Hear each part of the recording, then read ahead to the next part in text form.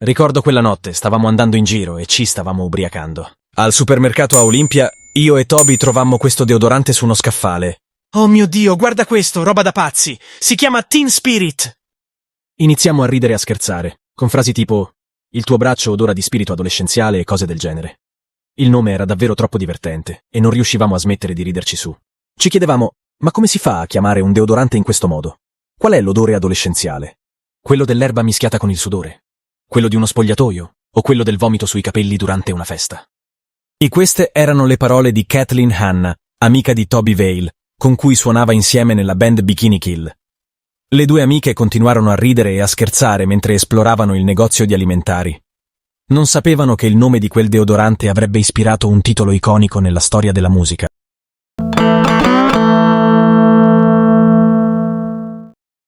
Le due ragazze conoscevano bene i Nirvana. Toby era la ragazza di Kurt in quel periodo e Kathleen una sua cara amica. Quella stessa notte, poi, incontrammo Kurt e Dave. Ci siamo ubriacati parecchio e una volta arrivati a casa di Kurt abbiamo spento tutte le luci e abbiamo distrutto tutto quello che c'era nella sua stanza. Poi ho iniziato a disegnare sul muro con i pennarelli Sharpie e ho scritto Kurt smells like Teen Spirit perché lo avevo in testa dall'episodio del supermercato. 6 mesi più tardi, Kurt mi chiamò per dirmi che aveva intenzione di usare la frase che avevo scritto sul muro della sua stanza come titolo per una canzone del loro nuovo album.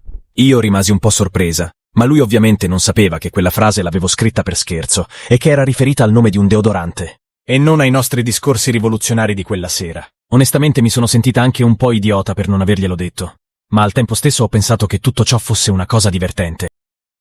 Kurt ammetterà poi in seguito: «L'ho preso come un complimento, pensavo che fosse una reazione alla conversazione che stavamo portando avanti, ma in realtà significava che odoravo come il deodorante. Non sapevo che lo spray deodorante esistesse, l'ho scoperto mesi dopo l'uscita del singolo».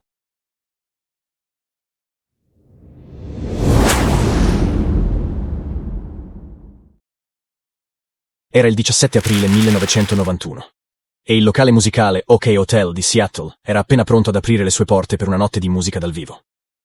Nel pubblico c'erano solo poche dozzine di persone e nessuno sapeva cosa aspettarsi. Le band in scaletta erano i Nirvana, i Bikini Kills e i Fits of Depression. Kurt Cobain, Krist Novoselic e Dave Grohl erano pronti a presentare al mondo per la prima volta una canzone che avrebbe cambiato la storia della musica.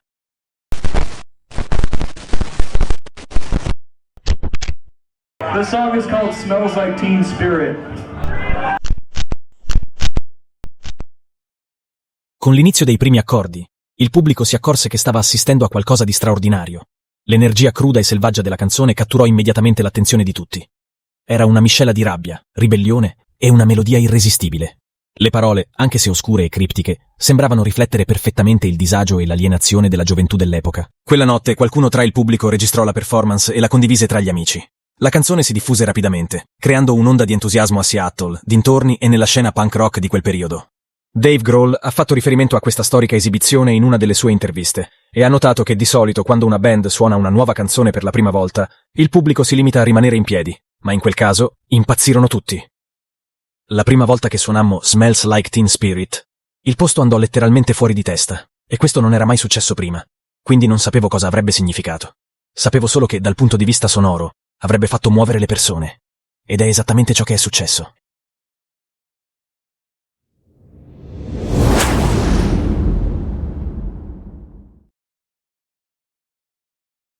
Ehi, Butch, abbiamo delle nuove canzoni per te, e abbiamo anche Dave Grohl, è il miglior batterista del mondo. Questa è la cassetta che Kurt, Krist e Dave inviarono a Vic Butch, il produttore che poi scelsero per l'album Nevermind. Di lì a poco i 4 si incontrarono a Los Angeles, e questo è il ricordo di Butch la prima volta che ascoltò dal vivo Smell Like Teen Spirit. Fu durante una prova nella zona nord di Hollywood, e ascoltarla mi mise davvero a tappeto. Entrai nella stanza mentre loro stavano sistemando la strumentazione, e quella fu anche la prima volta che incontrai Dave Grohl. Lui non aveva alcun microfono alla batteria, mentre sia Krist che Kurt avevano degli amplificatori a un volume incredibile e dotati persino di microfoni. Nonostante questo, il suono di Dave si sentiva in modo molto potente, sembrava innalzarsi al di sopra della chitarra e del basso. Così loro eseguirono quel brano. Ricordo che io continuavo a camminare avanti e indietro, pensando, mio Dio, è incredibile. Quando finirono mi chiesero cosa ne pensassi, e io risposi suonatelo di nuovo. Stavo cercando di capire cosa ci fosse bisogno di fare. In realtà poi non ho dovuto fare un grosso lavoro di arrangiamento su quel pezzo. dopo la pubblicazione del singolo, loro iniziarono a fare le prove ogni giorno per 6 mesi. Erano davvero concentrati sul lavoro, ma io sapevo sin dall'inizio che Teen Spirit era qualcosa di speciale. Kurt Cobain ha spesso dichiarato che nel comporre Smell Like Teen Spirit si ispirò alla dinamica musicale dei Pixies e al loro album Surfer Rosa. Devo ammetterlo, ho copiato i Pixies. La prima volta che li ho ascoltati mi sono piaciuti così tanto che ho pensato dovrei far parte dei Pixies, oppure almeno di una cover band dei Pixies. Ma in realtà quello che volevo fare era scrivere la canzone pop definitiva. Le registrazioni di Smell Like Teen Spirit e dell'album Nevermind si conclusero nel maggio 1991 presso i Sound City Studios di Van Nuys, un sobborgo di Los Angeles. Il 15 agosto dello stesso anno, i Nirvana si esibirono al Roxy Theatre di West Hollywood e dopo aver suonato Smells Like Teen Spirit, Krist Novoselic comunicò al pubblico che la band avrebbe girato un videoclip per la canzone presso i GMT Studios a Culver City, durante il fine settimana, e che avevano bisogno di alcune comparse. Alla fine dello spettacolo, i rappresentanti della Geffen Records distribuirono a tutti i volantini d'invito per il videoshoot.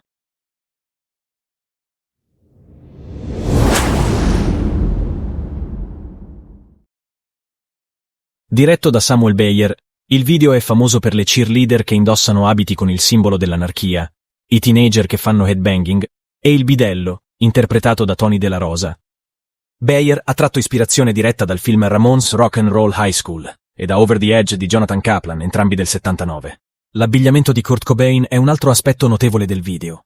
Indossa una maglietta verde e grigia a righe con una t-shirt a maniche lunghe bianca sotto, che i ragazzi di tutto il mondo avrebbero cercato di replicare dopo averlo visto. Il video catturava perfettamente lo spirito dei Nirvana e il messaggio che le persone dovrebbero essere unite nella loro rabbia. Di conseguenza, non appena il video è stato presentato su MTV, è stato un successo strepitoso. L'apatia e la rabbia su alcuni volti del cast erano genuini, poiché erano stati costretti a rimanere sul set per molte riprese, una dietro l'altra. Il sempre socievole Cobain alla fine convinse Bayer a permettere al cast di sfogarsi e di fare un mosh, il che portò alle caotiche e frenetiche scene che vediamo verso la fine del video.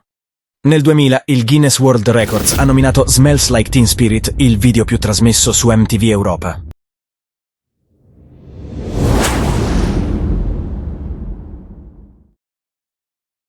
Smells Like Teen Spirit è stata pubblicata il 10 settembre 1991 come singolo principale del secondo album della band, Nevermind. L'album è uscito 2 settimane dopo. Una settimana prima che l'album venisse pubblicato, i Nirvana si esibirono al Beehive Record Store di Seattle, dove fu subito chiaro che la canzone era già conosciuta da tutti. È stata un successo immediato nelle radio universitarie, ma è diventata anche la canzone che ha portato il grunge alla ribalta. Un paio di mesi dopo la sua uscita, il 22 novembre, la canzone raggiunse la 6ª posizione nella classifica Billboard Hot 100. Il 1991 è stato l'anno dei Nirvana. Hanno dominato sia le classifiche che i sondaggi di fine anno di Village Voice e Melody Maker, arrivando al 2º posto nella lista delle migliori canzoni dell'anno di Rolling Stone.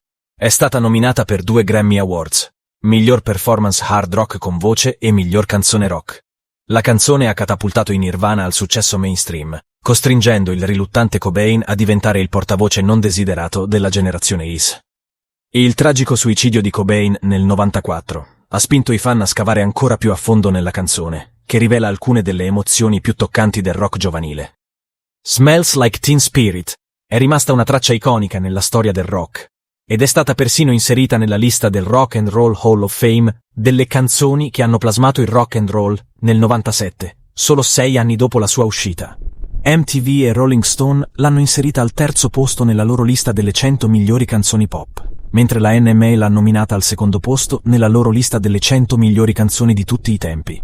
Nel 2004, la lista di Rolling Stone delle 500 migliori canzoni rock di tutti i tempi ha posizionato Smells Like Teen Spirit al 9º posto.